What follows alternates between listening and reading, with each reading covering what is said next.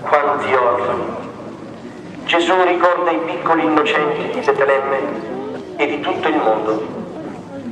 Un coro straziante di pianti e lamenti. Rachele piange ancora i suoi figli.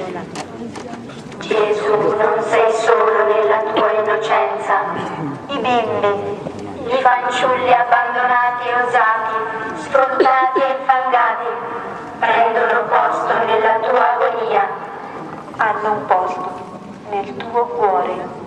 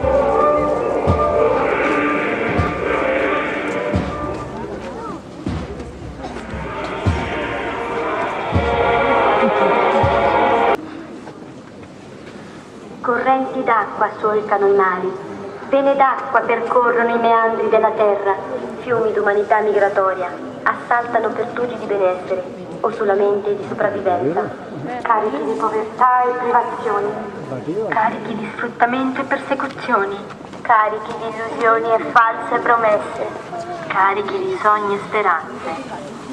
Sbattono come flutti sugli scogli del rifiuto e del rigetto, si frangono sulle strade e sui marciapiedi.